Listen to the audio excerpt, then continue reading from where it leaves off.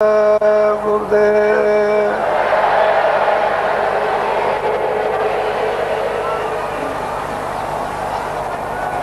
जय गुरुदेव।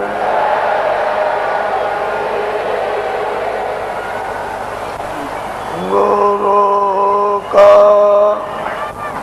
ध्यान कर प्यारे,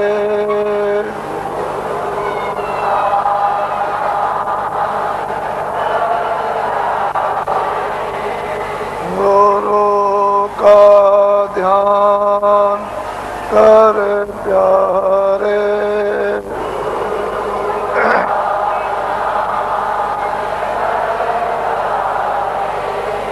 बिना इसके नहीं छूटना,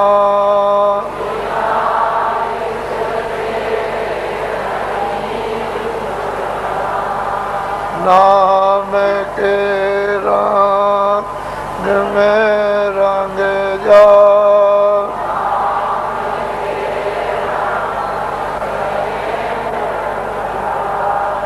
नाम के रंग में रंग जा।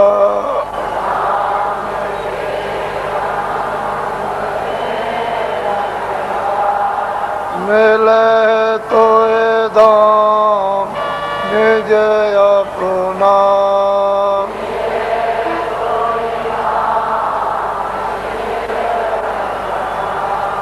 गुरु के शरण कर ले,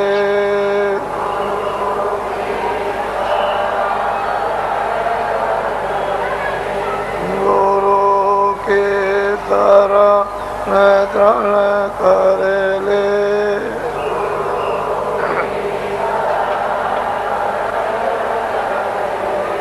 बिना इसका नहीं करना,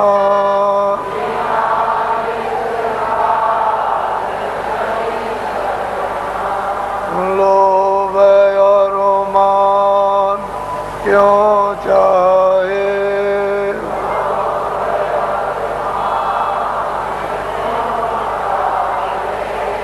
लोभ और मान क्यों चाहे।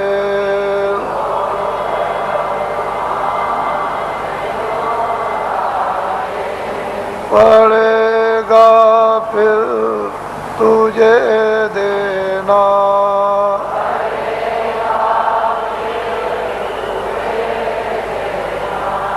कर्म में जो जो करेगा तू,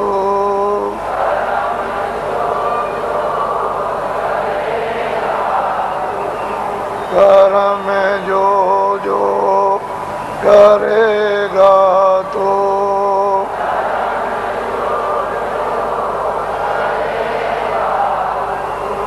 वही फिर वो ना भरना,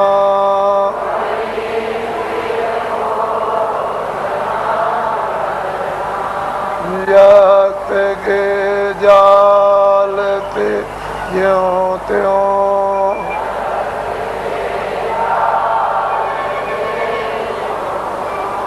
जगत के जाल से ज्यों त्यों,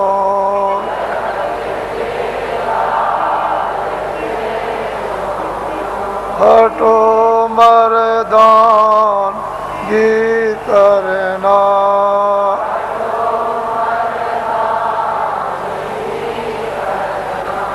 जिन्होंने मार मन डाला,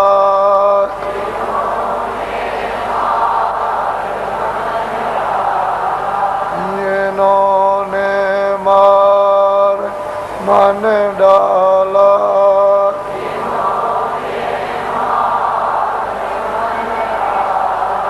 उन्हीं को सूरमा कहना,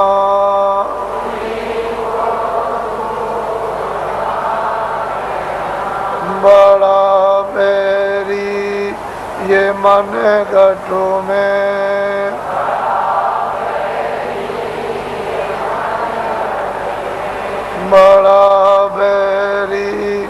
ये मन घटों में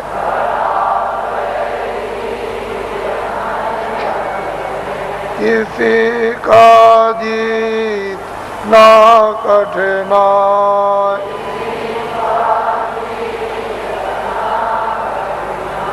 पढ़ो तुम इसी के पीछे,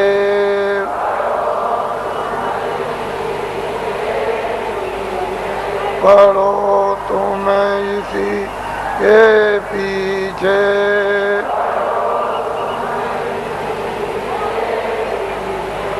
और सब ही जतन तजना,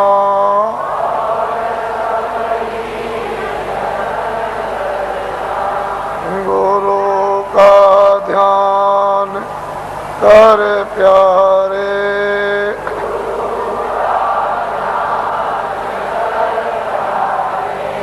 बिना इसके नहीं छूटना,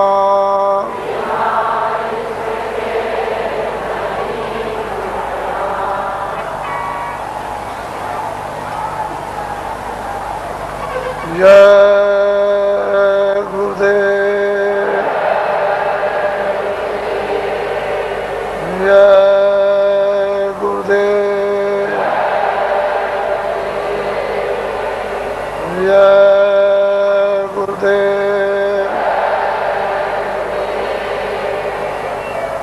जय गुरुदेव नाम किसका, जय गुरुदेव नाम किसका, जय गुरुदेव नाम किसका। नर नारियों, बच्चे और बच्चियों,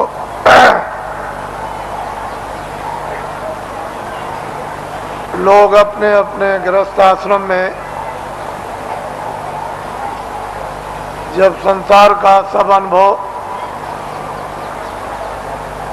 बच्चों का, भाइयों का, माता पिता का, पत्नी और पति का जब गृहस्थ आश्रम में अनुभव कर लेते थे, तो अंत में मोह ममता को त्यागने के लिए लोग अपनी आखिरी आयु का, उम्र का एक हिस्सा ये सोच करके देते थे कि अब चलते चलाते हमारा कल्याण हो जाए।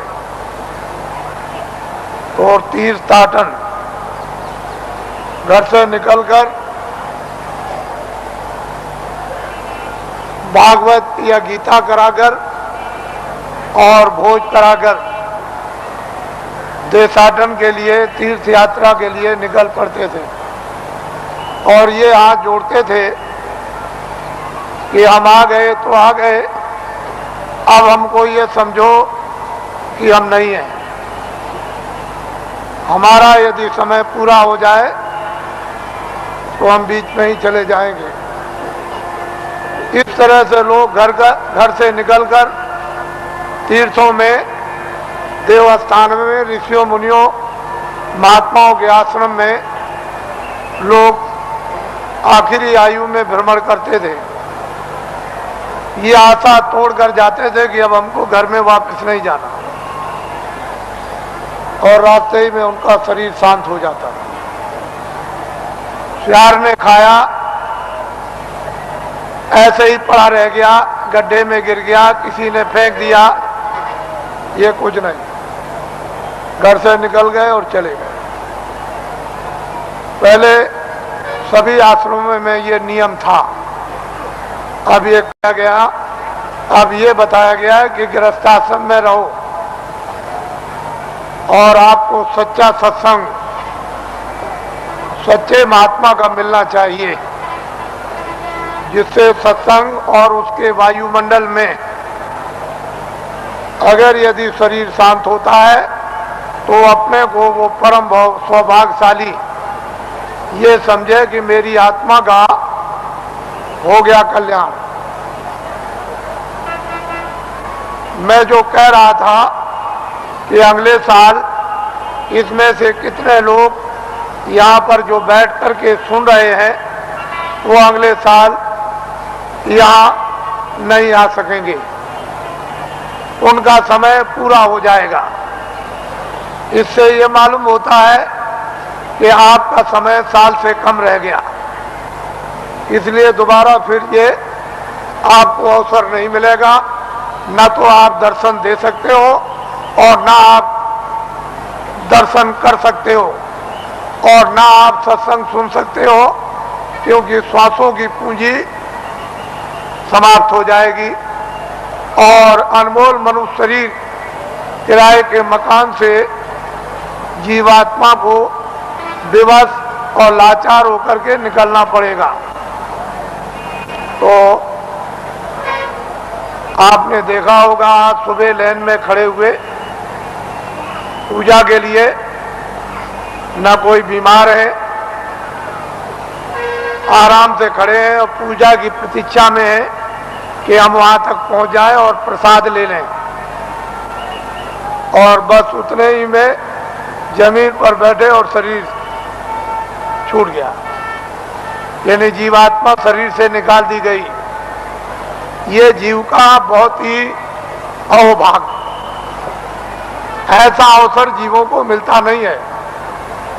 ऐसे वायुमंडल में, ऐसी देखरेख में, ऐसे संकल्प में, ऐसे संदेश में, मालिक की याद में, उसकी पूजा में अगर श्वासों की पूंजी समाप्त हो जाती है और शरीर से जाना पड़े तो उसकी संभाल हो जाती है, वो जीव इधर उधर नहीं जा सकता। महात्माओं को मालूम है कि ये जीव कहाँ जाएगा और इसका हिसाब किताब कहाँ पर होगा, वो पूरा उनको मालूम है। जिस तरह से खुली आंखों से आप हमको देखते हो बाहर की शरीर की आंखों से, और मैं आपको देखता हूँ, इसी तरह से अंतर्ज्ञान दृष्टि के द्वारा वो सब कुछ दिखाई देता है कि जीव इधर से जैसे ले जाए जाते हैं वो कैसे जा रहे और कहाँ इनका हिसाब होता है, ये महात्माओं को सब मालूम। पिछली किताबों में महात्माओं ने बहुत कुछ आपके लिए निराकरण कर दिया है और उन्होंने आपको बहुत विश्वास दिला दिया, उसके कहने की जरूरत नहीं है। तो दो आदमियों का यहाँ पर शरीर छूट गया और कल दोनों के दोनों ही गए। इससे ये मालूम हुआ वो बड़े बेचारे प्रेमी थे, बड़े भक्त थे और बराबर सत्संग में जगह जगह सम्मिलित होते रहते थे, सत्संग सुनते थे और दर्शन देते और दर्शन करते थे।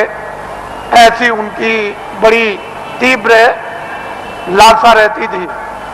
तो ऐसे लोगों का तो वैसे भी काम हो जाता है। जो नामदानी जंगल में रहते हैं, जो यहाँ सत्संग में नहीं आए, अगर उनका भी शरीर छूटता है तो उनके लिए भी इंतजाम बंदोबस्त करके रखा है कि उनकी भी जीवात्मा गड्ढे में नहीं जा सकती।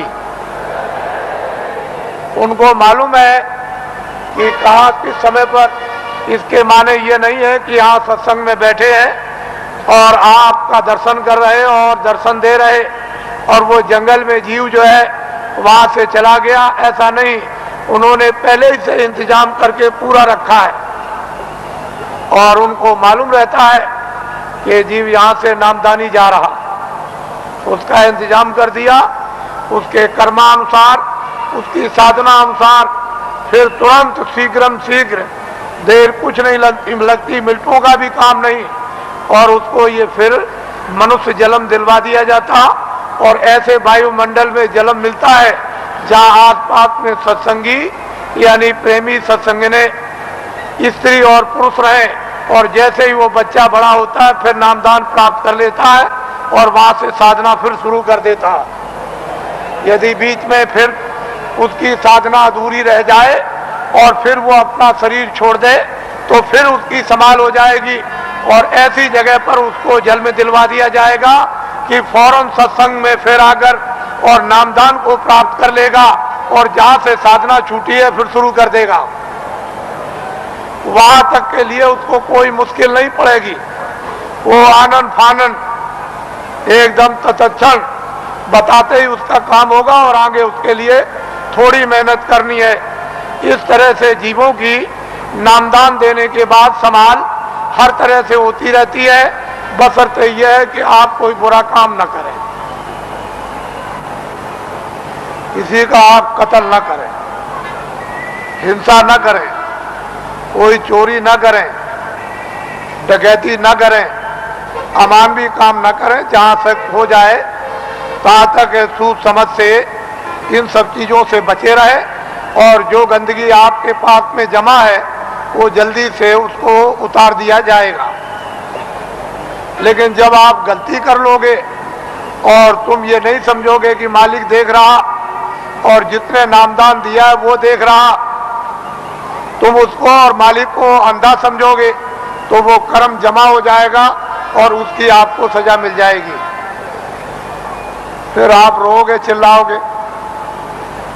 हर तरह से यानी जीवों की संभाल होती है। ये बहुत ऊंचा संदेश और ऊंचा विज्ञान है, ये छोटी मोटी चीज नहीं है।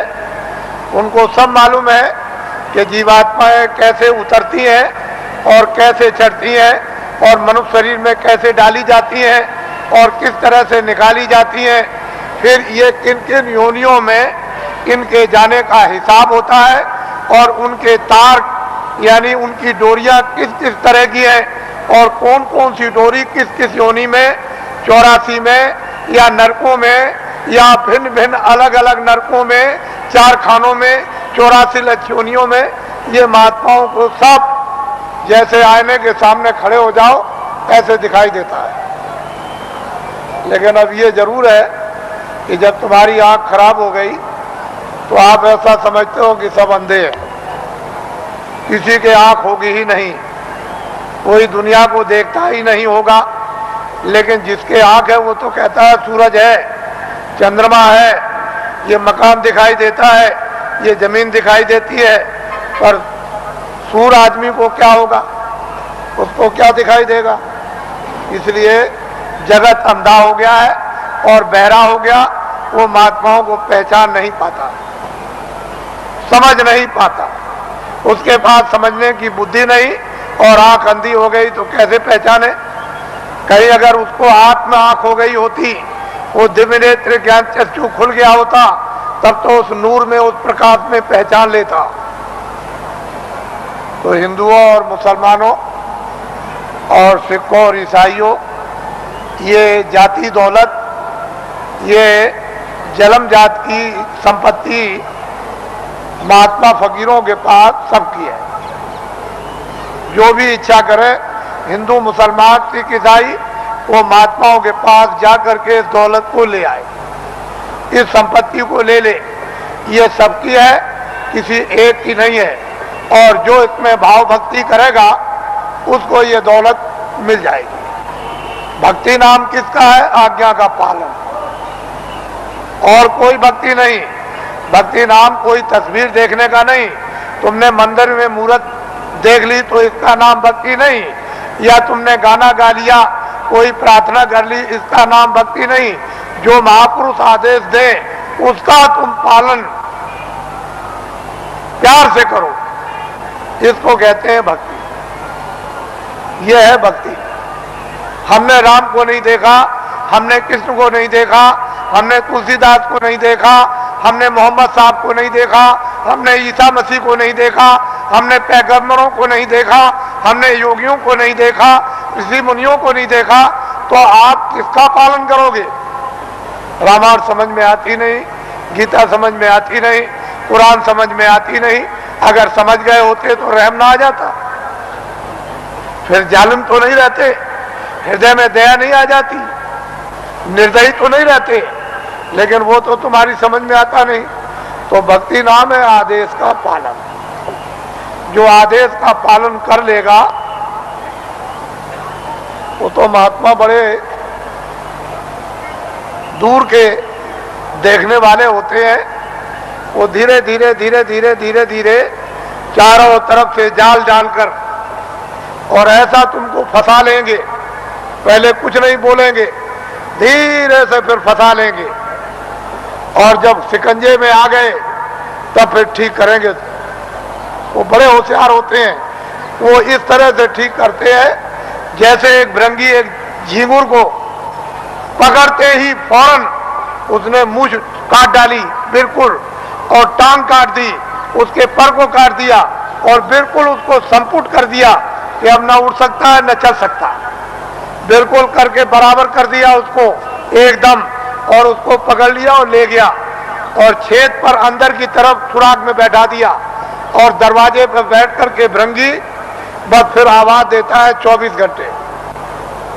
जब उसने भृंगी ने आवाज दिया 24 घंटे के अंदर, तो उसने अपनी सारी शक्ति को झींगुर में भर दिया, तो पर भी जमे आए, उसके पैर भी जमे आए, उसकी मूछें भी जमे आई, और बस 24 घंटे के बाद जो निकला तो फौरन उसने दूसरे को पकड़ा और उसको संपुट कर दिया। तो महात्मा बड़े होशियार होते हैं, तुमको नहीं मालूम कि वो कैसे पकड़ते हैं, आपको कुछ नहीं पता, जानते ही नहीं हो। इसलिए आप ये मत समझो ये सूखा सत्संग नहीं है। आपने कल देखा अपनी आंखों से कि 4 बजे से लाइन लग गई और सारी रात जाड़े में बैठे रहे, तो आपको ये जानना चाहिए कि सारी रात जगह एक तपस्या की, ऊपर से सर्दी थी और लाइन में धीरे धीरे बैठ करके खिसके हैं, धीरे धीरे आए और लाइन अभी तक लगी हुई है। अगर इसको देख करके तुमको अगर कुछ भी देश का और तुमको धर्म का और अध्यात्मवाद का और मोहब्बत प्यार और महात्मा फकीरों और सेवकों का अगर अनुभव नहीं होता है तो तुम्हारी बुद्धि जानवरों से भी गई गुजरी। फिर तो मैं ये कहूंगा कि जानवर ही अच्छे, आदमी अच्छा नहीं। इस दृश्य को आप देखिए, इस दृश्य को वैसे मेरे पास ऐसा रास्ता है कि मैं 4 ही घंटे में इसको निपटा दूं, लेकिन मैं ये दिखाना चाहता हूं कि देवियां कैसी बैठी हैं, कतार लगाकर, पुरुष कैसे बैठे कतार लगाकर क्या इंतजारी कर रहे हैं और इस ठंडी में किस तरह से तपस्या कर रहे बैठे हुए हैं, ये आपको दिखाना चाहते हैं। ये महात्माओं का गोपनीय राज है। ये राज और रहस्य कुछ दिनों के बाद आपकी समझ में आएगा, अभी तो नहीं आ सकता। इसमें अगर आध्यात्मिकता का कहीं मसाला ना होता, सच्चा और सत्य, तब तो आप बहुत दूर चले गए होते। ये तो असली चीज है और वही सबको घूम फिर करके उसी जगह पर आ जाना। आएंगे वहीं, वो रास्ता एक दिया जा रहा, अभी रास्ता और रास्तों के स्रोत अभी खोल दिए जाते हैं, तो चारों तरफ गली कूचे से और फौरन पगडंडी और सड़कों पर आकर और फौरन आ जाएंगे बिल्कुल। फिर आप देखिएगा इस दृश्य को, तो आप ऐसा मत समझो। वो कहते तो कुछ नहीं है, अगर कह दें कि तुम ये हो, तुमने सुबह इसको मारा, शाम को इसको मारा, इसकी चोरी की, इसकी डकैती की, इसका बुरा किया, इसका ये किया, तो 2 मिनट नहीं ठहरोगे। फिर तो 2 मिनट नहीं ठहर सकते हो, भाग के चले जाओगे, करे यहाँ तो सब कुछ खुल गया, यहाँ तो कुछ नहीं है। लेकिन वो धीरे से पोशीदा रखकर वो धीरे धीरे धीरे धीरे जब रास्ते पर ले आएंगे और बांध लेंगे, तो कहेंगे अरे बेटा, ए बच्चे, तूने बहुत कुछ कर लिया, ये काम किया है। तब उसका होश उड़ जाएगा और वो अपनी जगह पर आ जाएगा। वो आदेश उसको मिलेगा, उसका पालन करेगा, उसका नाम है भक्ति। वाल्मीकि बदल गए, गंगा बदल गई, सदन कसाई बदल गए और बड़े बड़े राजे और जिम्मेदार बदल गए और डाकू और बदमाश बदल गए, बड़े लुच्चे और लफंगे बदल गए। महात्माओं के पास पहुंच करके बदल जाते और बड़े बड़े सिद्ध हो गए और बड़े ज्ञानी हो गए और त्रिकालदर्शी हो गए, और जो इतिहास बना दिया उसको अभी तक कोई काट नहीं सका। उन्होंने लिख दिया मैं सबसे बुरा था, मैं सबसे पापी था, मैं सबसे गुनाहगार था, और सब कुछ चिल्लाकर उन्होंने किताबों में ढनूरा पीट दिया। लेकिन यह है कि जिस महापुरुष के चरणों में गए, उन्होंने उस सबको क्षमा कर दिया। उसके बाद में मसाला है, जड़ी है, औषधि है, बूटी है, उसको लगा करके और सबको धो डाला। तब उसको स्वच्छ और साफ और निर्मल और शुद्ध और पवित्र है, उसको कर दिया, उसकी तब महिमा होती है, तब गुणगान होता, तब भक्त और भगवान की लीला होती है। नहीं तो वैसे तो कौन भगवान को पहचान सकता है? भगवान तो भक्तों को पहचान लेगा, लेकिन भक्त कौन है? कोई नहीं। भक्त और भगवान का एक रस, एक रूप और एक भाव जब बन जाता है तब लीला होती है भक्त और भगवान की, स्वामी और सेवक की, और मुर्शिद और मुरीद। तो मुसलमान जो मस्जिद में इबादत करते हैं, उनके इबादत करने का तौर तरीका सही नहीं है, गलत है। इसलिए मुसलमानों की इबादत खुदा कबूल नहीं कर रहा। क्यों नहीं कर रहा? कि उन्होंने अपने दिल और दिमाग को पाक साफ नहीं रखा, और गंदगी से मालिक इबादत को कबूल कभी कर नहीं सकता। इसलिए उनकी इबादत कबूल नहीं होती और वक्त उनका जाया हो रहा। और ये जिसमें जो आपको थोड़े वक्त के लिए दिया गया, वक्त पूरा होते ही जैसे ही पूरा हुआ, लेकिन उन्होंने कहा जिस्म हमने इबादत के लिए ही दिया है कि इबादत से तुम अपनी रूह को जगा लो और नजात में पहुंचा दो मौत के पहले। लेकिन आपने इसको समझा नहीं, वक्त पूरा हुआ और रूह को जिस्म से निकाल दिया। जिस तरह से हिंदू की जीवात्मा निकाली जाएगी, उसी तरह से मुसलमान की रूह निकाली जाएगी, और फैसला दोनों का एक ही तख्त पर होता है, अलग अलग नहीं। वहां न कोई हिंदू है, न वहां कोई मुसलमान। वहां तो जो भी तुमने अच्छे और बुरे जो काम किए वो वहां पर हैं, और उसी का इंसाफ हो जाएगा। वहां किसी शहादत और गवाही की जरूरत नहीं। ये सब कुछ है, महात्माओं को, महान आत्माओं को ये सब दिखाई देता है। इससे मालूम होता है कि वो कौन है हिसाब करने वाला, और किस तरह से हिसाब करता है, और किन लोगों को फिर मनुष्य शरीर नहीं मिलता और कब तक नहीं मिलता है, ये महापुरुषों को सब मालूम। अब आप लोगों से हमारी ये विनय और प्रार्थना है कि अब आप लोग अपना उम्र का जो थोड़ा बहुत बचा हुआ हिस्सा है, कुछ तो आप खेती दुकान दफ्तर में लगा दो, कुछ बच्चों की सेवा में लगा दो, कुछ मान सम्मान में लगा दो, कुछ सोने में। थोड़ा सा समय बचाओ इसी मनुष्य मंदिर में, जिस्मानी मस्जिद में, तो सच्चे खुदा की रूह से इबादत हो जाए और सच्चे भगवान का जीवात्मा से भजन हो जाए। तो ये जीवात्मा उस नूर को, यानी वो रूह नूर को वो पाले, यानी जीवात्मा उस प्रकाश को प्राप्त कर ले जो इसकी जान है, जिसके बगैर ये बेखबर और अकेली इस बियाबान अंधकार जंगल में ये मारी मारी फिरती है, उसका कोई सहारा देखभाल करने वाला नहीं।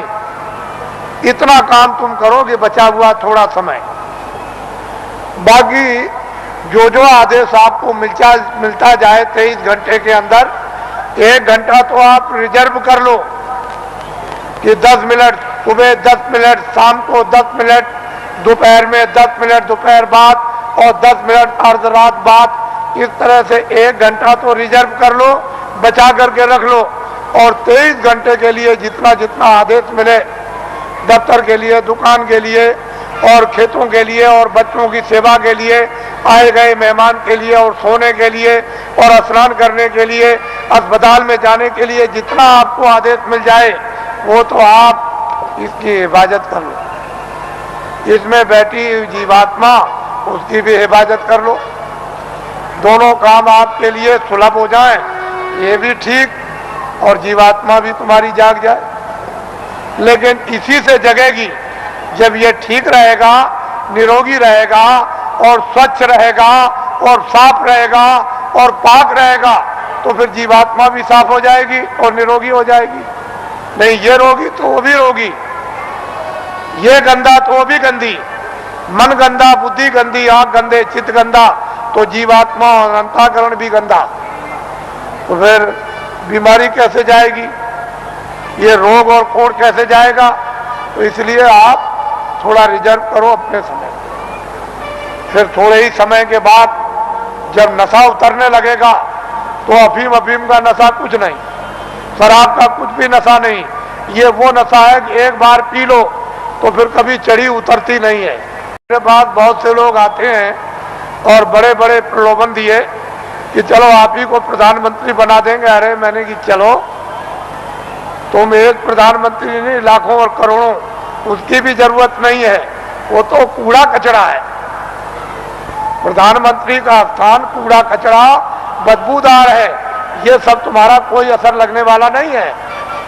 इसको छोड़ दो। धन और दौलत ये सब छाया है, ये वक्त से ये सब अलग थलग, और ये भी छाया, ये मैल है। देखते देखते मिट्टी का मिट्टी में, वायु का वायु में, अग्नि का अग्नि में, और आकाश का आकाश में, ये सब का सब जल का जल में मिल जाएगा और कुछ भी पता नहीं चलेगा कि ये कहाँ चले गए। और जीवात्मा जिसके कारण ये चलता फिरता बोलता है, ये बादशाह कहलाता, सेठ साहूकार कहलाता, विद्वान कहलाता और बड़ा बहादुर और दानी कहलाता, वो तो निकल जाएगा, उसका भी पता नहीं। उसी के पते के लिए अनमोल मनुष्य शरीर आपको दिया गया। इसमें बैठकर उसका पता लगा लो और इन्हीं इंद्रियों के द्वारा तुम जो है उस छाया पर, यानी कागज पर लिख मारो कि मैंने उसको देखा, जिसका कभी नाश नहीं होता है, जो चलता फिरता बोलता नहीं, जिसके यहाँ कभी सुबह शाम नहीं होती है, जिसके यहाँ कभी रात्रि और दिन नहीं होता, और सूरज और चांद कभी निकलता नहीं, वो एक रस रहने वाला। इसलिए आप थोड़ा समय बचाओ, ये हमारी विनती और प्रार्थना है। हम तो वर्षा आदेशानुसार ये देते हैं, लेकिन उसको संभाल करके रखो। हमारी बात अच्छी तरह से समझ लो। तुमने अगर किसी की नाक काटी है सुबह, तो वो सब फिल्म में आ गई। शाम को तुमने गर्दन काटी तो सब फिल्म में आ गई। वो रो रहा, चिल्ला रहा, सामने पड़ा। मारने वाला भी है, मरने वाला भी। किसी की टांग काट दी, हाथ काट दिया, रात को चोरी या दिन को की, दिन को डकैती या रात को, या आपने और कोई अमानवी काम, ये सब फिल्म में, फाइल में सब छपता जा रहा। और जब तक वो कुछ नहीं बोलेगा, जब तक आपका समय पूरा नहीं होता, और जैसे ही समय पूरा हुआ पूरी फाइल खुल जाएगी।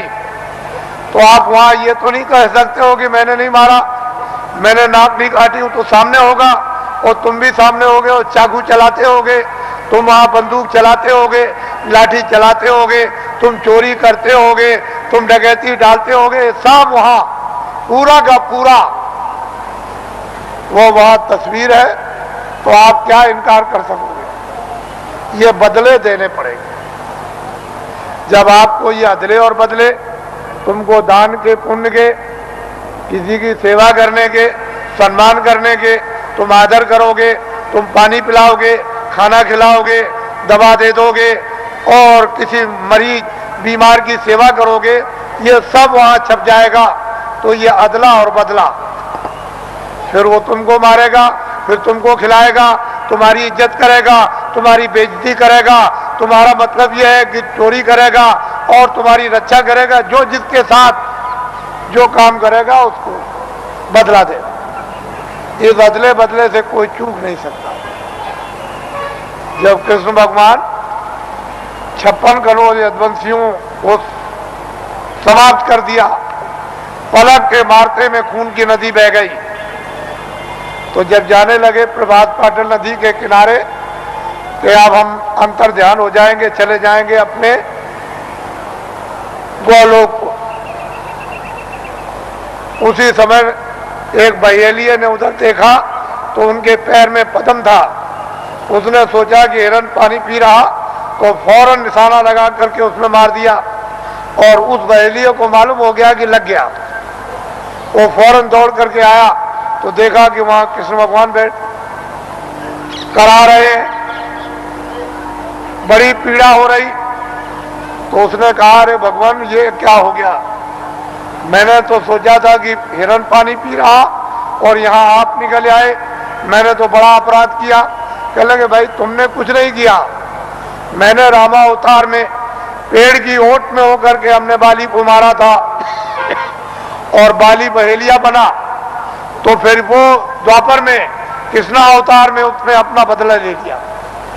जब ऐसी ऐसी शक्तियों से ये बदले नहीं चुक सकते हैं, उनको भी बदला देना पड़ेगा, तो तुम्हारे पास तो कोई शक्ति और ज्ञान नहीं, तुम कोई योगी तो हो नहीं, तुम तो मतलब यह है कि आज सिद्धि प्राप्त करने वाले तो हो नहीं, तो तुमको तो ये बदले देने ही पड़ेंगे। जब ऐसी ऐसी शक्तियों को देना पड़ा और किताबों में लिख दिया कि ये हमसे भी बदला नहीं चुक सकता, हमको भी देना होगा, लेकिन संत इस बदले को चुका देते हैं। उनके पास बदले के चुकाने का मसाला है, योगियों के पास नहीं है, सिद्धों के पास नहीं, ज्ञानियों के पास नहीं, तत्वदर्शियों के पास नहीं, संतों के पास में इसका मसाला है, इसको चुकाने का, और किसी के पास नहीं। तो आपको तो ये भेद मालूम है नहीं, फिर आपने तो कृष्ण को देखा नहीं कि आप जल्दी से कहोगे कि नहीं हम भी हैं। फिर जब आपने देखा नहीं तो पूजा किसकी कर रहे हो? अरे किताब में लिखा है कि तुम जाओ, अगर मुझको पाना चाहते हो, मेरा दर्शन करना चाहते हो, मेरे लोक में आना चाहते हो, तो जो मुझको पा चुके हैं तत्वदर्शी, जिन्होंने अपनी जीवात्मा को जगाकर और ज्ञान चक्षु द्वारा जिन्होंने मेरा साक्षात्कार किया है, तुम उनके पास चले जाओ, वो मेरा भेद बताएंगे और उनकी कृपा और मदद और सहायता से तब मेरे लोक में तुम आओगे। तो ये तो कोई मानने वाला है नहीं, तो बताओ फिर पूजा किसकी हो गई? तुमने खुद को अपने को धोखा दिया, खुद को भ्रम में रखा, खुद को अंधकार में रखा और खुद भटक गए। कौन बताएगा आपको? आपकी आत्मा की कौन रक्षा करेगा, कौन संभाल करेगा? माँ बाप कर नहीं सकते, धन दौलत कर नहीं सकता, राजा कर नहीं सकता है और लोग कर नहीं सकते हैं, तो इस आत्मा की रक्षा कौन करेगा? जो किताबों में लिखा हो आपकी समझ में आता नहीं, आप तो किसी महात्मा महान आत्मा को खोजते नहीं हो, और आपके पास भी चला जाए तो आप उसको पहचानते नहीं। इसलिए ये दिन ऐसे बुरे आए कि महान आत्माओं की बड़ी अवहेलना हुई, बड़ा तिरस्कार हुआ, बड़ी गाली गलौज, बड़ा उनका अपमान हुआ, बड़े शब्द भद्दे शब्दों से प्रयोग किया गया। लेकिन हमारा देश तो ऋषि मुनियों का, साधु संतों योगियों का देश है। फिर पीछे आपको अपनी जबान गंदी करोगे, मैली करोगे, पीछे पश्चाताप करना होगा। इसलिए सोच समझ के शब्द निकालो। तुम सब कुछ करते हो दुनिया में, लेकिन संतों महात्माओं के प्रति संभाल कर शब्द निकालो, ऐसे नहीं। तो इसलिए वो मनुष्य है जो अपनी जबान को संभाल करके रखते हैं और धीरज रखकर विवेक से काम लेते हैं, बुद्धि का उपयोग करते हैं। लेकिन बुद्धि ही नष्ट हो गई हो और बुद्धि पर पागलपन का असर आ गया हो, जहर फैल गया हो, तो बुद्धि बेचारी क्या करेगी? वो क्या समझेगी? भूत का, भविष्य का, वर्तमान का, योगियों का, महात्माओं का, आत्माओं का, ज्ञान का, विज्ञान का, उसकी समझ में क्या आएगा? तो इसलिए समुद्र भरा है आपके मनुष्य मंदिर में, और महात्मा ये सब कर्मों को चुका देते हैं। कहीं सेवा कराकर, पानी पिलाकर, कहीं दवा दिलवाकर, कहीं रोटी खिलवाकर, कहीं झाड़ू लगवाकर, कहीं रात बता करके रास्ते में खड़ा करके, कहीं बैठा कर सर्दी में, कभी गर्मी में, ये धीरे से यानी कर्मों को चुका देते हैं। उनके पास में रास्ते हैं चुकाने के, और अदला बदला जब चुका दिया तो वह छुट्टी पा गए। जब तक तुम अदले बदले नहीं दे सकते हो, तब तक कोई भी जीव काल के देश से, ये नरकों से 84 से कभी छुटकारा पा ही नहीं सकता। तो महात्माओं के यहाँ भाग भाग के रास्ते चुकाने के हैं, वो जरा से काम से चुका देते। उसको भी बुला लिया, उसको भी बुला लिया, मद्रास से भी बुला लिया, हिमाचल से भी बुला लिया, जंगल से भी बुला लिया, शहर से भी बुला लिया, हिंदू को भी बुला लिया, मुसलमान को और सिख को भी बुला लिया, और गरीब को भी बुला लिया, और अमीर को भी बुला लिया, और बुला करके बस एक दूसरे की सेवा करा देते हैं, सेवा दिलवा देते हैं और कर्मों को चुका देते हैं कि भाई अब कर्म चुक गया। तुमने नहीं सुना कि सेठ साहूकार जब कर्जा बांटते हैं और कर्जदार जब देने के लायक नहीं होता तो अंत में सेठ साहूकार कहते हैं अच्छा जो तू दे सकता है मूल दे दे। तो कह लगे सेठ जी हम इतना दे सकते हैं, हमारे पास सामर्थ्य नहीं। क्या अच्छा ला दे दे, जा मैं अपने कागज से तुझको माफ करता हूं और ब्याज भी छोड़ देता हूं। तो छोड़ देता। तो ये ब्याज और कर्म कर्जा ये पहाड़ों की तरह से लदा हुआ है, ये बिना संतों के कोई माफ नहीं करेगा। इसको हमेशा इस बात के लिए जब थोड़े दिनों के बाद जब ये विद्या प्राप्त होगी लोगों को तो स्वयं लोगों को अनुभव होने लगता है कि कर्म कर्जा बिना संतों के मैं ब्याज के ये चुक नहीं सकता। आप इसको जानते हैं, मालूम है आपको, लेकिन बहुत सुलभ है, बहुत सरल है, बहुत सहज है। तो इसलिए ये स्थान है जो आपको कल और परसों बताए गए। इन स्थानों पर ईश्वर और ब्रह्म और पार ब्रह्म और महाकाल पुरुष बैठे हुए हैं। इन्होंने अपने देवी और देवताओं को अपने मतलब ये कारगुजार बड़े बड़े पदाधिकारियों को अपने अपने लोक में इन्होंने स्थापित कर रखा है और वो सब काम करते रहते हैं। जैसे ब्रह्मा विष्णु महादेव और पार्वती लक्ष्मी और सावित्री, और इन्होंने अपने अपने और लोगों को काम दे दिया और आद्या महाशक्ति ने इनको काम दे दिया और निरंजन भगवान ने एक आद्या महाशक्ति का लोक बनाया जिसमें इतना बड़ा लोक है कि मृत्यु लोक से ज्यादा बड़ा स्वर्ग और स्वर्ग से ज्यादा बड़ा बैकुंठ और बैकुंठ से बहुत बड़ा शक्ति लोक। उस शक्ति लोक में स्त्रियां राज करती हैं।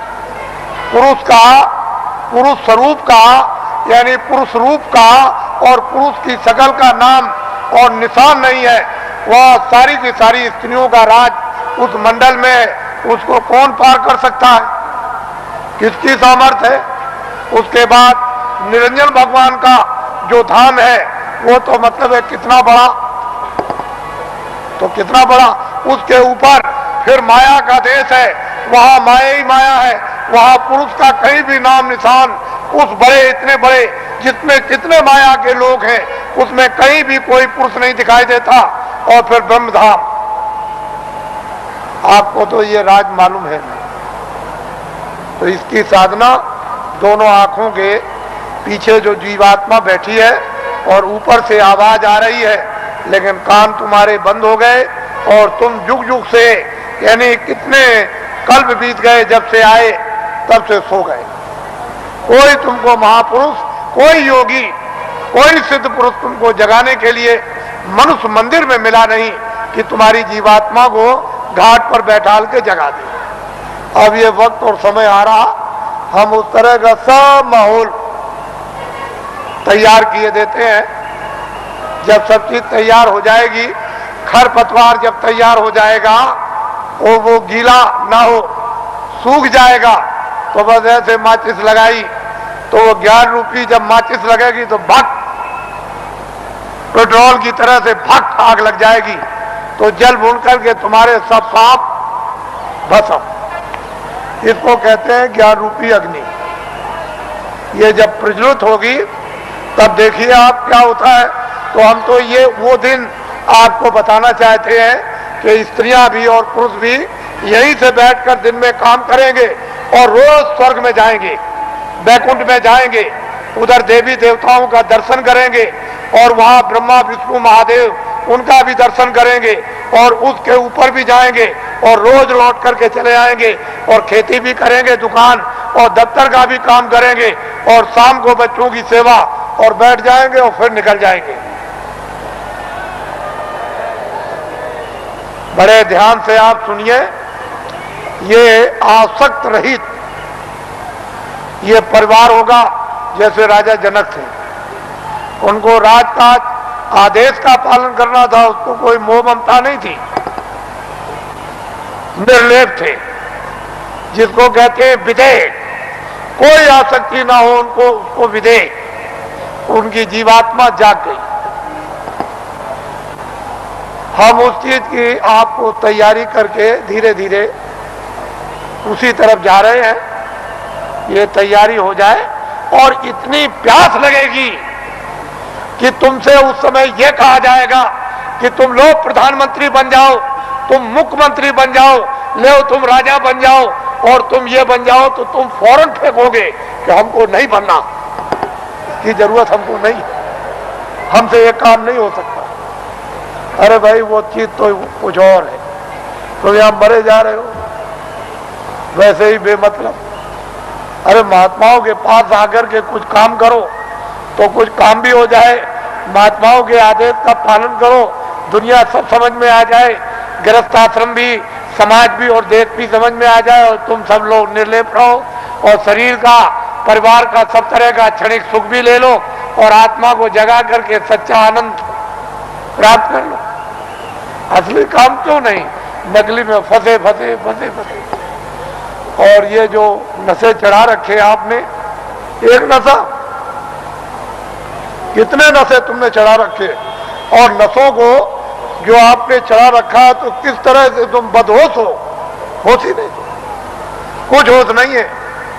तो इसलिए आप थोड़ा सा समझ से काम लो, बुद्धि से, और जाग करके संदेश सुनो, सो करके मत सुनो। वही मनुष्य है जो जाग करके सुनता और फिर वो अमल करता है। जैसे वस्त्र पहन लिया तो ठंडी दूर हो जाएगी, गर्मी दूर हो जाएगी, बरसात की हवा नहीं लगेगी, लेकिन जब तुम उस वस्त्र का अमल ही नहीं करोगे, वस्त्र पहनोगे नहीं, शील, क्षमा, संतोष, विनय, विवेक, ये एक वस्त्र है जो पहन लिया जाता है, तो काम, क्रोध, लोभ, मोह, अहंकार पता नहीं किधर चले गए। अभी आपने इसका वस्त्र पहना तो आपको क्या मालूम होगा कि वस्त्र कपड़ा कैसा होता है। तो आप लोग आज, क्योंकि बहुत से लोग सुबह भी आ गए, रात को भी, नामदान तो कल हुआ था, ये नामदान सर्वोपरि दान है। इसको ऐसा मत समझिए, वक्त और समय आएगा तो लोग बहुत भटकेंगे इसके लिए। जो आज इसकी अवहेलना, तिरस्कार करेगा, उसको 200-200 मील, 400-400 मील, 500-500 मील दौड़ करके जाना पड़ेगा। ये अभी से मेरी बातों को याद रखिए, ये नामदान सर्वोपरि दान है और ये आत्मा के धन का दान है, आत्मा के ज्ञान का, आत्मा की सिद्धि का और आत्मा की शक्ति का और आत्मा के अमृत का ये सच्चा दान है। ये बाहर का वो छाया का दान नहीं है। इसलिए वो मंत्र नहीं है जो गुरु मंत्र, ये गुरु दीक्षा नहीं है, ये आत्म मंत्र है, आत्म दीक्षा है, इसलिए इसको नामदान कहते हैं। आप लोग इसको सम्मान से ले लो और ये सबके काम आएगा। हिंदू, मुसलमान, सिख, ईसाइयों के, छोटे बड़े, बच्चे और बच्चियों के, ये अमूलक वस्तु है, ये हीरे जवाहरात से नहीं मिलेगी, चाहे जितना भी दुनिया में बांटो। जब उस प्रभु की कृपा हो जाएगी उन महात्माओं पर तभी वर्षा होगी, इसके पहले कुछ छेड़ने वाला नहीं, पत्ता नहीं हिलेगा। लेकिन जो दया उनकी हो गई कि इन आत्माओं को अवसर दे दो, इनको मौका दे दो, इन पर वर्षा कर दो और ये बीज डाल दो, जब वो ऋतु और समय आएगा तो जम जाएगा। महात्मा फकीरों की मेहनत व्यर्थ नहीं जाती। तो मैं आदेश का पालन कर रहा हूं और ये सर्वोपरि आत्मदान आपको दे रहा हूं, उसको आप सम्मान से ले लो। और 2 मिनट, 4 मिनट, 5 मिनट, 1 मिनट, आधे मिनट मनुष्य दरवाजे पर, मनुष्य आत्म दरवाजे पर बैठकर आप जिस तरह से बताया जाए उस तरह से आप भजन करो। यहीं पर अगर दरवाजे पर बैठ करके आपने भजन कर लिया तो रिद्धियों सिद्धियों का सबका भंडार उदय हो जाएगा, यहीं से सब चीजें मिलने लगेंगी। लेकिन दरवाजा नहीं मिला और वहां बैठ करके भजन नहीं किया तो कुछ मिलने वाला नहीं है। वैसे ही खाली आए हो, अज्ञान में आए और अंधकार में आए, रोते हुए आए, जब जाने का समय होगा तो ज्ञान रखवा लेगा, देखना रखवा लेगा, सुनना और बोलना रखवा लेगा, और एक पीछे से ठोकर मारकर रवाना कर देगा। इसलिए आप लोग संभल करके रहो। हम तो कोई जय गुरुदेव है नहीं। इस किराए के मकान का नाम आपका ही रखा हुआ, जो रखवाया होगा उस समय के पंडितों से, यह नाम तुलसीदास है। और जय गुरुदेव नाम उस परमात्मा का, ईश्वर का, भगवान का, उस सर्वशक्तिमान, उस ब्रह्म का, उस अल्लाह ताला यानी खुदा और गाड का नाम। ये किसी इंसान आदमी का नाम नहीं। तो जो नाम मैं भगवान का बोलूंगा सब लोग एक साथ बोलेंगे, आगे पीछे नहीं। जो नाम बोलता जाऊं सब लोग उच्चारण करना, जिससे हमको मालूम हो कि आप शुद्ध नाम का उच्चारण कर रहे हो। जब मैं बोल बंद हो जाऊं तो आप भी बंद हो जाना। बोलो जय गुरुदेव। और ये आत्माओं का गोपनीय यानी रूहों का ये छुपा हुआ राज, ये खजाना है। ये जब तुम जरा सा रियाज और जरा कमाई करोगे, थोड़ी सी आप मेहनत, अभ्यास और साधना करोगे तो जल्दी से ये प्रकट होने लगेगा। लेकिन तुम ऐसे ही बैठे रह गए तो घर का भी कोई काम नहीं होता। और वैसे घर में भी कोई आपको नहीं पूछेगा, अरे भाई काम प्यारा, चांद थोड़ी प्यारा है। अरे भजन करोगे तब तो तुम प्यारे बनोगे, तब तो तुम्हारी जीवात्मा इस अंधकार से, इस जड़ता से निकलेगी। लेकिन भजन नहीं करोगे तो कौन किसको प्यारा? पति स्त्री को जवाब देता है, स्त्री पति को जवाब देती है, माँ बाप बच्चे को जवाब देते हैं। चाम नहीं प्यारा, काम प्यारा। अरे बातें प्यारी नहीं है, साधना और भजन और प्यारा है। तो इसलिए थोड़ा तुम भी मेहनत करो, हम भी करो, दोनों की मेहनत से ये हो जाएगा, काम पूरा हो जाएगा। आज गुरु महाराज का ये उनका पुण्य, जो संकल्प यहाँ छोड़ गए हैं, जो आशीर्वाद और आदेश जो दे गए हैं, ये सब उनकी चीज है। हमारे पास कुछ उन्हीं का आशीर्वाद, उनकी दी हुई ये दौलत है। और उन्होंने आदेश दिया है कि इस तरह का जब समय आएगा तो बांट देना, वो आपको मिलेगी। उनकी ये स्मृति है, यादगार, कि ये खजाना महापुरुषों ने बांटने के लिए दिया है। ये उनकी यादगार और वो सब चीजें ताजी। गुरु महाराज बड़े सादे थे, बड़े सीधे थे, बहुत सादगी थी, बड़े सीधे थे, बड़े भोले थे, लेकिन जानते सब कुछ थे। कोई चीज उनसे छुपी नहीं, सब कुछ जानते थे। और उन्होंने ये संकल्प, तो उनका ये संकल्प है कि जीवों को बहुत लाभ होगा, रूहानियत का, आध्यात्मिकता का। आगे सब लोग तैयारी करो, भंडार खुलेगा और सब लोग उस भंडार में प्रवेश होंगे और असली खजाने की लूट होगी।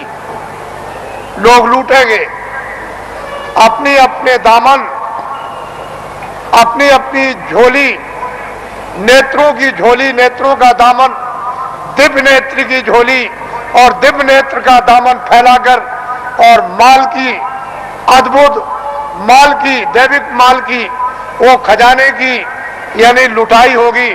और हीरे जवाहरात ये उस लुटाई के सामने कुछ नहीं है। वो चेतन हीरे, वो अमृत के हीरे ऐसे बरसेंगे जिसको ये सब के सब इस मनुष्य रूपी मंदिर में अपनी आंखों से वो लुटाई होगी कि जो वर्णन में नहीं आएगी। आपको क्या मालूम है कि आकाश से क्या वर्षा हो रही है? तुमने अपना दरवाजा ही बंद कर रखा तो वर्षा क्या पता चलेगी? अरे दरवाजा तो खोलो, मुंह तो खोलो, तब वर्षा मालूम हो कि कैसी वर्षा हो रही है अखंड। महात्माओं ने जो कुछ भी वर्णन किया है वो कटु सत्य है, उसमें जरा सा भी कोई गुंजाइश नहीं। तो ये उनकी पुण्यतिथि है और उन्हीं के संकल्प का ये आपको प्रसाद, वो तो देने का एक आधार तो चाहिए। तो कोई आधार आपको, जो आधार है वो आपको दिया जाता है कि इसको आप संभाल करके ले जाएंगे। हो सकता है कि साल भर आपको अवसर न मिले, तो इसको आप प्रसाद को संभाल करके रखेंगे और जरूरत पड़ने पर आप इससे काम लेंगे।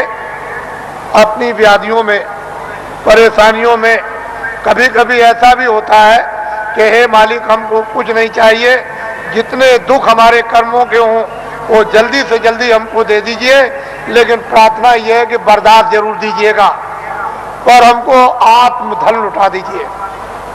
तो इसलिए भी आत्मधन की लूट के लिए भी प्रसाद खाते हैं, ये तो मुख्य चीज है। लेकिन कभी कभी तरह तरह के कष्ट, तरह तरह की परेशानियां, तरह तरह की हैरानियां परिवार में, बीमारियां परिवार में, बच्चों में और बच्चियों में, पत्नी में और पति में, भाइयों में, माँ में, पिता में, अड़ोसी में, पड़ोसी में, जात में, बिरदारी में, समाज में, दफ्तरों में और राज में और इसमें और उसमें, ये तरह तरह की जो बीमारियां, जो रोग लग गए हैं, उनके लिए भी लाभदायक। लेकिन यह है कि अनुचित उपयोग करोगे तो लाभ नहीं होगा, उचित उपयोग करोगे तो लाभ हो जाएगा। अनुचित क्या उपयोग है कि मैं ये प्रसाद खाता हूं, आज मैं रात को डकैती डालूंगा, मुझे 1 लाख रुपया मिलना चाहिए, ये अनुचित, इससे लाभ नहीं होगा। तुम इसको खा करके डकैती डालोगे, चोरी करोगे, मौके पे पकड़े जाओगे और फिर कर्मचारी अधिकारी पकड़ेंगे तो वो डंडे मारेंगे, कचहरी पहुंचा देंगे, तुम्हारी सजा हो जाएगी। तो अनुचित प्रसाद का उपयोग मत करो, उचित करो।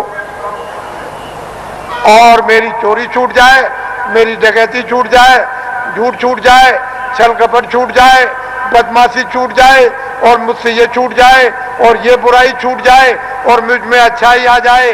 और जब उचित उपयोग करोगे कि मेरी बीमारी चली जाए या मुझे बीमारी में आराम हो जाए, तो इसमें लाभकारी होगा, फायदा। ये इसलिए बातें आपको बताए देता हूं कि आप श्रद्धा से, आस्था से आपने रात को तपस्या की है ठंडी में। हम भी देख रहे हैं, हम कोई ऐसा थोड़ी कि नहीं। आपको क्या मालूम कि रात को मैं कैसे घूम रहा था, किसी को नहीं पता कि मैं कैसे निकल के, किसी ने नहीं पहचान पाया, कोई भी सड़क पर पहचानने वाला नहीं मिला। तो आपको तो ये जानना चाहिए कि मतलब ये है कि मैं देखता हूँ, ऐसा थोड़ी है कि मतलब मैं अंदर घुस गया तो मैं देखूँ और समझूँ नहीं उसको। तो ये सब मैं देखता हूँ कि आप अंगों से तपस्या कर रहे हो और तपस्या का फल आपको मिलेगा। ठीक है, आपने शरीर से गुनाह किए हैं, बुरे काम किए, पाप किए हैं, आपने, ये ठीक है कि आपके ऊपर जमा है, लेकिन तपस्या अपनी जगह। वो तो धीरे धीरे धीरे धीरे जिसका ढेर ज्यादा हो जाएगा और फिर एक दूसरे में मिलने लगेगा, तो मिलकर के एक दूसरा अच्छा और खराब खून शोधन करके और खराबी को निकाल देता। वो तो अपने तरीका है। लेकिन यह है कि तपस्या तो तपस्या ही है। तो आपको मैं और कुछ नहीं कहूँगा, क्योंकि ये गुरु महाराज की ये विशेष कृपा और दया यादगार दिन है। आज मैं आपके सामने नामदान ही देकर इसको समाप्त करूँगा। ये लोग जो अभी प्रसाद ले रहे हैं वो उसी तरह से, यानी प्रसाद को ले लें, अच्छा रहेगा और वो उनके लिए जरूरी है। ठीक है, आप इधर आओगे तो ठीक है, लेकिन वो भी संकल्प ही किया, यानी दया मांगी हुई है। तो जब दया मांगी हुई है और वो एक आपके लिए सुलभ है, तो आप क्यों इधर उधर यानी हाथ पैर पीठ पटकते हो? जो चीज मिल रही उसको तो पहले ले लो, और कुछ मिल जाएगी वो भी ले लेना। अरे भाई, इसके माने ये थोड़ी है कि अगर कोई 10 दे तो 10 भी ले लो, कोई ये दे दे तो और भी ले लो, कोई एक दवा दे दे तो वो ले लो, और कोई उससे भी अच्छी दे दे उसको भी ले लो। तो ऐसा क्यों कि बस हम नहीं लेंगे? अरे रोग तो रोग ही है, बीमारी तो बीमारी, भूल भटक तो गुरुदेव। घर जाओ आप, फिर आप मेरी बात को सुन लें। दाए जो इस मैदान में और मैदान के बाहर इतना ही टेंटों में, रावटियों में और इस बाउंड्री के बाहर ये जो अपनी आंखों से आप देख रहे हो, इस स्थान पर 25 सालों से अगैन सुधी 10वीं को प्रतिवर्ष भंडारा हो रहा। प्रत्येक बरस 25 साल से हो रहा। कितने साल से? इसको आप लोग याद करके रखिए। ये सारी जमीनों के हमारे पास दस्तावेज है। हमने इन जमीनों को उस समय पर खरीदा है जब 150 रुपए एकड़ जमीन हमको यहां मिली। इस जमीन की कोई भी पूछ किसी तरह की नहीं थी। 200 रुपए एकड़, 400 रुपए एकड़, 500 रुपए एकड़, यानी 100 डिसमिल का एक एकड़ होता है। तब की हमारी जमीन, यानी हमने इसको 64 में लिया था। 25 सालों से भंडारा हो रहा। जहां इतना बड़ा जन समुदाय मानव बात को समझने के लिए, इस देश की संस्कृति को समझने के लिए और मोहब्बत और प्यार को जानने के लिए, राष्ट्र और मानव की सेवा खिदमत करने के लिए जिस स्थान पर इतनी बड़ी शिक्षा दी जाती हो और सभी जनहितों के काम जितने हो वो सब किए जाते हो, तो आप लोग बुद्धिमानी से काम लो। इसमें आप लोग अपनी भावनाओं का सहयोग दो कि जनहितों के काम लोक परलोक के और भी अच्छे हों। जब आपकी भावनाओं का सहयोग मिलेगा तो मालिक की आप पर भी दया होगी और मालिक की दया का शक्तिपात आप पर भी होगा और बुद्धि जगेगी तो आपको जस मिलेगा, आपकी कीर्ति होगी। और आपको क्या चाहिए? किसी को देश में सात्विक जस, उसकी कीर्ति हो, इससे इस लोक में और कौन सा सौभाग्य प्राप्त होगा? लेकिन 25 सालों से हो रहा। एक स्थान पर मथुरा वृंदावन में किसी भी आश्रम में इतना आदमी नहीं आता। आप देख रहे हो कल नगर दर्शन फेरी, आप सब लोग सभी प्रांतों से आए हुए नगर दर्शन फेरी में पद यात्रा करेंगे, पैदल चलेंगे और जितने भी लोग कतारों से बाहर होंगे, जो सेवादार जो कतारों से बाहर चलेंगे बच्चों की संभाल के लिए, यानी उससे अलग होकर वो तो कुछ है बोल सकते हैं, बाकी जो बीच में सबके सब चलेंगे वो सारा का सारा यानी नगर दर्शन फेरी के लिए मौन होकर के जाएगा, मौन बोलेगा नहीं। विश्राम घाट तक, यहां से चलकर विश्राम घाट तक, जहां हिंदुस्तान का मथुरा का एक विश्राम घाट स्थान बहुत प्रसिद्ध है, उस घाट तक सारा का सारा नगर दर्शन फेरी के लिए मौन पद यात्रा करेगा। सभी नर नारी जो उसमें होंगे सीधे चलेंगे, जो थोड़े से सेवा करने वालों के अतिरिक्त है, यानी वो लोग बोल सकते हैं, किसी को कुछ समझा सकते हैं, लेकिन आप मौन। हमारे कर्मचारी अधिकारियों की किसी भी व्यवस्था में कोई बाधा नहीं जिससे कि इनका नाम बदनाम ना हो। मौन आप चलेंगे। फिर इस बात को सुन लें, जो भरी हुई सड़क जाएगी उससे जो किनारे किनारे होंगे वही कुछ ही चंद लोग मतलब आस पास में कुछ कह सकते हैं, कोई पूछे तो बहुत मीठी जबान में बोलेंगे और उतनी बात कहेंगे जितनी जरूरत, बाकी सारा का सारा नगर दर्शन फेरी के लिए पूरा का पूरा ये जन समुदाय मौन होकर के जाएगा। कैसे जाओगे? कैसे जाओगे? विश्राम घाट तक। कहां तक? विश्राम घाट पर मौन टूट जाएगा। फिर कोई भी कुछ पूछे या विश्राम घाट के आगे निकल जाओ तब भी आपका मौन टूट जाएगा। फिर मौन रखने की जरूरत नहीं है। आगे जैसे ही विश्राम घाट की तरफ जाओ और द्वारकाधीश मंदिर की तरफ बढ़ो, बस अपने मौन को छोड़ दो, लेकिन विश्राम घाट तक आपका मौन रहेगा। वहां जाकर के आपका मौन टूट जाएगा और कोई भी नगर में दर्शन करो, पूछे, कुछ कहो, कुछ पूछो, ये फिर सब कर सकते हो। और वही आपको छोड़ दिया जाएगा, जिससे कि आप मंदिरों में या और मतलब यह है कि दर्शन घाटों पर या और भी मतलब यह है, ये सब अच्छी तरह से दर्शन ये करें, कोई दान, कोई पुण्य, कोई ये, कोई वो, कोई हाथ जोड़े, कोई नमस्कार, ये सब उसी को करो कि ये सब उसी का रूप है। ये जितना भी ये सब छाया है और इसमें होकर के उसकी तरफ देखो, मालिक की तरफ। सुबह घंटी बजेगी और ये माइक बोलेगा, आप लोग जल्दी जल्दी तैयार होंगे और 6 बजे बड़ा समुदाय बाहर सड़क पर आ जाएगा और फिर यहाँ जैसे ही सूरज निकलने को हुआ प्रकाश, बस यहाँ से चल देगा। आगे आगे चलेंगे और उसके पीछे सब लोग जाएंगे और हम अपने जो भी हमारे विद्वान हैं, पंडित, पुजारी, ब्राह्मण, वो सब आ जाएं और यहाँ से हमारे साथ चलें। जैसे कि आप ही की मंत्रणा से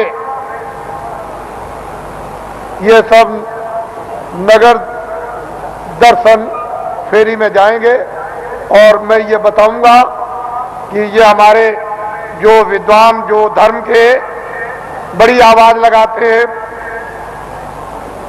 पंडा महाराज जी, ये हमको लिए जा रहे हैं। हम सब लोगों को ये हम बताएंगे वहां, आपको घबराने की क्या बात है।